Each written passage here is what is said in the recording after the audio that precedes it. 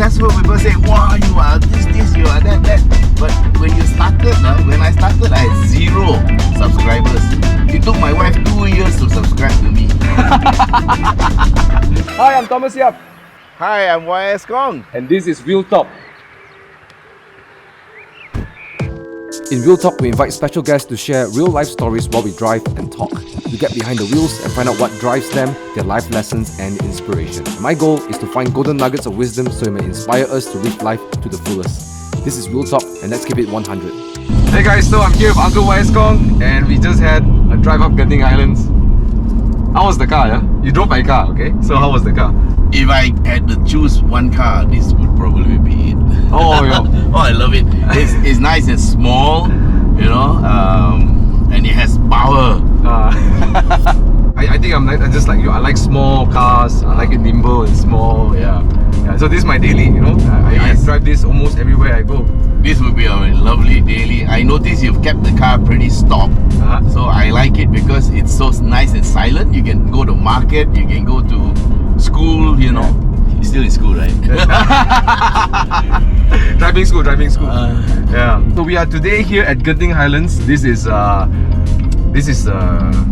familiar Uncle YS's territory. This one. So I'm here, but the difference is I'm on the wheel, so he has to trust me with my driving today. Yeah. Oh, so far you've been driving very well, and I've been observing your progress. Yeah, since the first time I saw your first videos, and then last night I watched your Ferrari video. So, and of course your teacher has said that your driving is so good because you followed him in his M car. So you achieve a lot in life, and 5-time rally champion, right? Yeah. Back in the 70s, was it? Yeah, in 80s. 80s, right? Yeah. And then of course you have a couple of businesses, and then you jump into YouTubing. Yes. Even the current stage of your life. Yeah. And so what's your advice for people who are, they're on the age, you want to do something, and because you seem to go in, and some people they dabble, they're like, oh, I'm sure, not sure. What's the advice for people who dabble and they're afraid to commit, Well, the only thing I can say is just like my friend advised other people who wanted to go racing. Yeah. Just go and do it. I have a reasonably successful YouTube channel, right? Yeah, very good. And I started it at an age when most people retire. And I'm still driving at an age when most people are retired. But I think if I had failed, we won't be sitting here today. Yeah, so what do? When you fail, you just brush your backside, get up and go and do something else. So when you are successful, people say, wow, you are this, you are that. But when you started, when I started, I had 0 subscribers. It took my wife 2 years to subscribe to me. Well, she subscribed for more than 40 years already. Yeah, that one different type of subscription. But seriously, actually, she forgot to subscribe. It's not that she didn't support me. But in life, you go and do what you want to do. Don't be afraid. Just go and do it. But what about all the noise people have in their head? Or what if this? What if I fail? What if people say this, criticize about me? Or people have noise in their head, right? I'm sure you do, right? Yes. I first started. So what's your advice towards this? When I first started, I had a lot of all this nonsense, lah. But the thing is, you just shut them off and go and do what you want to do. It's your life. Go and do it. Yeah. There's a bit of a borderline case here. You don't go and do something crazy when everybody tells you not to, lah. So you got to evaluate your situation. If somebody says, hey, YS, you shouldn't be doing this, it's not good, then you got to evaluate whether you should continue doing it or you want to modify. Some people tell me, you see, like, we're driving on this road, hey bro, those are called signals. Hello, you're on a lane all by yourself, you have 2 lanes, there's nobody behind you. Why do you want to signal left, right when you're changing lane? So I just ignore. Yeah, just ignore the because sometimes we get all these noise and reasons in our head. They are not useful, right? Yeah, they're not. So you must know how to discard. You make your own judgment call on this, lah. But I think the biggest problem people face is the fear of failure. Would it be fair to say any venture you do confirm got failure? No. some ventures will be successful, some will be failures. So you just got to know when to give up when you fail, and then go and do something else. So if I started my YouTube channel, I was going to give myself about 6 months. And if nothing happens, it'll just be a personal YouTube channel, YS Khong and friends, you know, that kind of thing. Nobody will know. It's just something bizarre I thought about me. What you say was quite true. It's like, you know, if you fail, then never mind, you know, like don't make it such a big deal. Like if you fail, no big deal, because and it's like you're living life as if the failure is already here. Like, you know, you don't fail before you start. Because I've seen some friends of mine who actually tried to do the YouTube channel. It didn't work, then they just kept quiet, and that's it. And nobody thought any worse of them. You know, they're still my friends. Yeah, I get what you mean. You know, but what I'm really getting from this conversation is, you're saying that a lot of people they dramatize the failure, right? They before they start, they're really thinking of all the reasons they can fail, and then they don't start. So all you got to do is take action. Just go and do it. Just take action. You can have the fear or you can have the action. You have to choose either one, right? I think the worst is the fear that you will fail, the embarrassment. A lot of people cannot face the embarrassment, you know, and that's why some people are stuck. They want to do something that they are familiar with, and they want to stay there, you know, and their whole life will be go to work, come home, go to work, come home, get a salary, that's it. So you drove my M2 Competition. Yes. What do you think about this car? You drove it up just now. I was in my Spider chasing you. What did you like? What did you not like about this car? First of all, it was fun. Thanks, Thomas. Thomas lent me his car. Woo! It was very nice to drive, and halfway up the hill, it's a 7-speed DCT. Oh, you only realized that halfway up? I didn't know.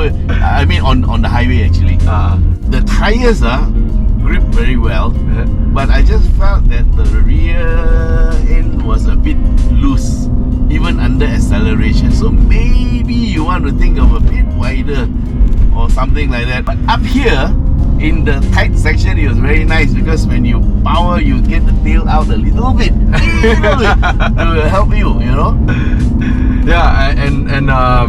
That's one of the complaints about for me, like the Pilot Sport 4S. I love the tire; it's great in the wet, but it feels a bit soft when you start pushing it a bit more and more. I think the soft compound helps it to get grip, but having said that, every tire is a compromise. A tire that's very good in the wet will not be as good as a dry tire. You take, for example, semi-slicks. They'll be very good for this car. But the moment it gets wet, oh boy, forget about it. Forget about it. So I like how the rear likes to play and swing around. You know, when you enter the corner, you understeer a bit, you throttle just to get the car rotating a bit more.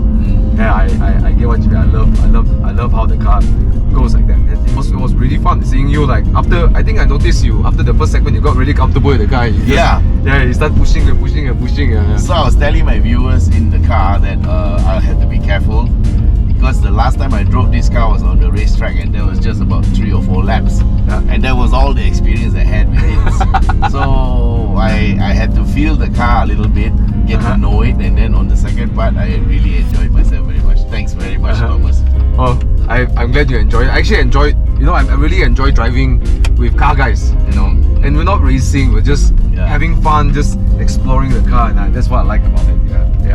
Anyways, let's get back to some questions that I want to know personally as well. Okay. You talk about failure, right? And you know, you say you pick yourself up, brush yourself, and then move on. But sometimes there are certain failures that really is just really bad, you know. And everyone can relate to one of it. But you know, in your many years of wisdom and experience, I'm sure there's a time that you face a very big failure. You know, do you mind to share it? And how did you get out of that rut? Okay, I won't go into details, but there was a time. People see me now as a very comfortable person, right? I'm financially comfortable. I'm not rich.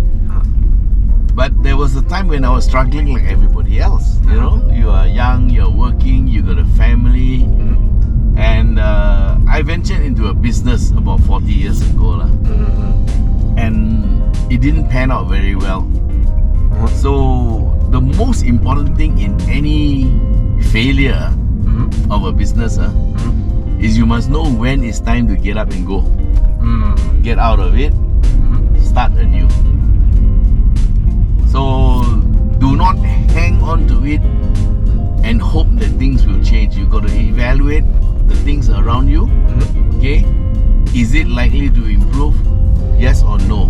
You know, you get more no's and yes, then it's time to say, should I get out of it? And then you just decide and you get out of it. And don't get hung up about it. Don't get hung up, just forget it, go and do something else. So how do you put it behind you? Because some people, they when they have a failure, they carry it with them. Okay, I mean, racing the same thing, right? Yeah, I left my job to start this business. The business failed. I went back to working. That's it. And it's very simple, isn't it? Yeah, and in racing, there was a time when I had a roll. That was in 1985. I rolled my car very badly, and then somebody said YS Khong is finished. He has lost his nerve. He will never win another rally. So the next rally was the Daylight Rally, 1986, and I told my co-driver George, let's go and win it. So what I got from you is failure is nothing. Like, okay, I fail lah. Yeah, I mean, I rolled the car, and that was a failure of my driving. But then it was actually other people who were speculating that I had lost my nerve. So it was actually challenge taken lah. So you took it as a challenge. But I rolled twice before during rallies in 79 and 85.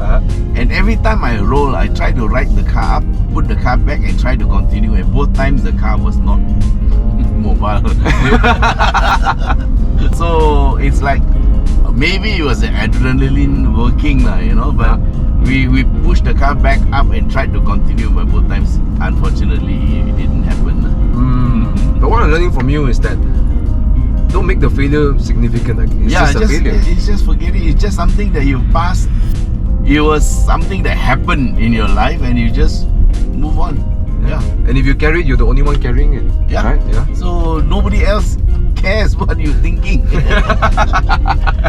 That's very good advice. Because some people get depressed and who the hell cares about you being depressed? You just depress yourself. So cheer up and live on, right? Yeah, move on. So this is good to hear because the matter of fact is, yes, failures happen to everybody. Yeah. But we make it significant. I'm a failure, but no, you're not a failure. That is just an event that you experience. Yeah, I've learned what not to do. yeah, that's it. That's it. You learn from your experience what not to do the next time. Yeah. And if you don't have failures, you can't learn. But what happens to a lot of people is that they stop taking chances, they stop learning, and they, rather than living life, they spend most of their life trying to avoid failure. Yeah. And then they're not living. And actually, when you say avoid failure, that means they try not to do anything that is likely to fail. Yeah, very stressed, no? Yeah, very stressed. No. So like in racing, like I said, life and racing is very similar. If you never go into the race, you will never win. Yeah. Okay? But a lot of people want to win the first time they want to go racing. It's not going to happen. So you got to go through the rituals, the lessons you have to learn. Like one of the first things I learned in my early rally days is don't go into dark patches in the sand. Because the dark patches mean there are holes. I broke a wheel going into a hole. And then my friend Crop Tank, who's still alive, YS, you shouldn't go into any dark patches. It means there's a hole. And that's where I learned. Did you win your first rally? Or your first race? My first race, I was second in the class. Wow! But there were only two of us. And the guy left me for dead, man. What car were you driving then? I was in a Datsun 1200, and later I got to know him. He's Ronnie Lung, and he's one of the good Highlands fella. Highlands guy also. Highlands fella. And of course he has passed on, but he was a very good driver. And he just left me standing I decided to enter the race in 2 days. In fact, when I had to rush get my comm license and all, then went to the track and I was late for official practice, so they scrutinized my car and I asked the clerk of the course, Mr. Trevor Butcher at the time, Mr. Butcher, I've never seen the track before, can I just go out and take a few laps? And that was about 5:30. Okay, the laps are over, the practice is over, so you can just go. So he let me loose on the track, and around the first corner, I nearly died. Really? Yeah, because the corners are sharper than I thought they were. And during the race, I spun twice. You know, on Lucas, the sharpest, rather the fastest corner lah. I spun twice. You know. Oh dear. Oh my gosh. So well, it was a very good learning experience lah. But I was there. Yeah, but you know, if you spun out once, and then you say, you know what, you give up, then you won't be here today, right? Yeah. Yeah, you won't have this career where you get to enjoy all these cars. Yeah, and if stuff. I stopped racing because I thought it was dangerous, well, you know. So from that first race, I learned something, that there's a lot more I should learn. Yes. But anyways, we stopped. You said earlier about Hainan because you're also Highlands. Oh yes, Hainam Nang mah. Sukinang. Hainam Nang Pangsia number 1 kan? Pangsia, really? Serious number 2 Yeah. Serious Yeah, no lah. Well, I'm half Hainanese, you know. Half. And then half, but I. So Dubat Kong mo. I don't know what you say. Dubat Kong mo. What Kong Dubat Kong mo. Du is you, but no Kong. Kong. Can you talk or not? Highlands. Okay, my mom's Hainanese. Okay. And then you know, when I found out Uncle YS Khong was Hainanese also, so I tried to speak some Hainanese, and then he kept correcting me. So I tried to practice a few things. So you tell me whether I improve or not. Okay. Okay. Bangsia, drive car. Bangsia. Botip. Bangsia. Bangsia. Sia. Yeah. Not sia. Sia. Bangsia. Okay. Bangsia is not bang. Bangsia. Bangsia. Bangsia. Gua bangsia. Gua bangsia. Gua bangsia. Gua bangsia. Okay. Not pang is pang. Pang. No, there's no P. And it's not a P, not a B. Bangsia. Bangsia. You start with the mouth closed. Bang. Bangsia. Bang. Bang. Bang. Bang. There's no P. Bang. Bangsia. Jabui. Jabui. No, Jabui. Jabui. Hey, so those of you Hainanese you can know Jabui, not Jabui. Jabui. No. Jabui. Bui. No. Jabui. You will never learn lah. Hey, no. Jabui. But never give up. Never give up. Jabui. What you need is a Hainanese girlfriend. Okay, last bit over here. I'm curious to know. Criticism. Yes. Some people, they are afraid of criticism. That's why you don't want to go out and do something audacious. So what's your advice to people? How do you deal with criticism? Well, I was advised by my good friend also lah, Bobby Ang. So he told me, and Con also said, YS, don't worry. You get all this type of nonsense, just ignore. Just ignore. So I ignore. And then Bobby taught me one other thing. You know? What's that? Delete. Well, it's my house, you know. So some people come there to teach me how to drive. One guy said, I cannot watch this video anymore. Hate the accent. I don't know where he's from lah. Maybe I don't have the French accent that he has, but you know, I mean, some people say I sound like South African. You know, and some people say Patrick Teo sounds like me. Those people who are after me, they have their own reasons. Agenda. Yeah, the own agenda is maybe they have a channel, and maybe they have other people who do videos for them on the channel. And because a good friend of mine said, YS, you can do it because you are YS. Nobody can be YS. You're right. But you know, it's very, very funny. You talk about no one can be Uncle YS. This is very funny actually. The first time I drove Uncle YS was actually from Penang. Uncle Uncle YS jumped into my Porsche and then we drove from Penang down to KL. Yep. Because you know, he wanted to leave earlier lah, so he jumped in the Spider. And then I was driving like, you know, normal highway speeds, just cruising. You know, then we got down in Tapa, I think. And then I think it's 2 hours in or something in Tapa. Then we got out, went to toilet. Then you told me what? No? Thomas, you're a very safe driver, huh? Yeah. Then I'm like, why? You didn't drive that fast. Then I say, why? He said, then you told me, oh, some people they drive me, they want to prove they are fast. You know? Yeah, a lot of people try to impress me, and then they drive beyond the capabilities, and then I get scared. But honestly, I felt very comfortable with you, and even now I feel very comfortable with you. So if you want to go for a fast drive up Genting, and you want me to sit there and watch you, I will do it. Okay. Oh, really? Yeah. Okay. No charge. No charge. And then I was thinking, why is there to prove? You're the faster driver than me. I don't have to prove anything. So yeah, I'm just wondering if Uncle YS Khong has an off button. Do you, everywhere you go, grocery shopping, you go fetch people in the city, do you still see Apex? Do you see is there an off button for Uncle YS where you just drive like, you know? Okay, if let's say I'm taking a slow drive up Genting, slow drive, I will still observe the Apex. But if I'm going really slow, I'll just keep to one lane lah. And then I will let people pass. I won't hog the right hand lane. So there is an off button. The off button is automatic one. There is always a time and a place. So as we came down the hill just now, you noticed I was going very slow, right? Yeah. Until one point you got fed up, you overtook me. I want to listen to my exhaust. Yes, I heard your exhaust, very nice. So I think it's you can't drive in the fast lane all the time lah. So on the highways, sometimes I go slow too. And when I go slow, I keep to my lane. And I'm always conscious that I have to share the road with people. It was fun, Uncle YS. Thank you so much for taking your time to hang out. Oh, hey, thank you so much for letting me drive the M2 Competition, man. Lovely car.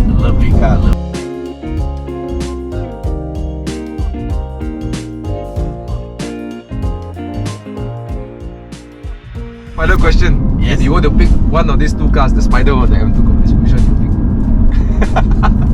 Why do you give me such tough questions? I do that all the time with Bobby. We have this segment we call Dude, Where's My Car? So we pick two cars and then you have to pick which car. Then we are having a debate. So which one would you pick? Let's say you have to pick between two cars. If that's the only car you have, I'd probably take this. Really? Yes. Because this is like an everyday car. And then given the age factor and all that, it's easier to get in and out. Okay lah, this car is not that low lah. It's very nice. It's passenger car kind of height lah. Yes, so I like it. It's very nondescript, very quiet, you know. People don't see it, but you drive a Spider, everybody looks at it, you know. And I like to keep a low profile. Well, Spider also okay, my silver color, no one sees it. Yeah, but the exhaust. Asking for attention. Alright, thank you so much, Uncle YS Khong. Okay, thanks very much for letting me drive your car again. You're welcome. And subscribe to Uncle YS Khong's channel. Yes, and please subscribe to Thomas Yap too. Alright, so I hope you enjoyed this interview. If you do, let us know in the comments. Alright, oh, this bus is taking a big turn. Alright, and if you enjoyed, please help us like this channel and this video.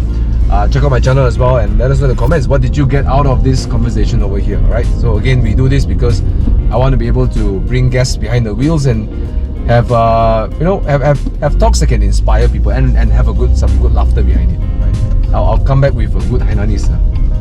Japbui.